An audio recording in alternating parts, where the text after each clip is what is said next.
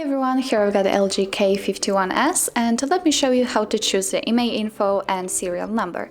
So the first option is through the dialer, so let's open it and simply type *##06#.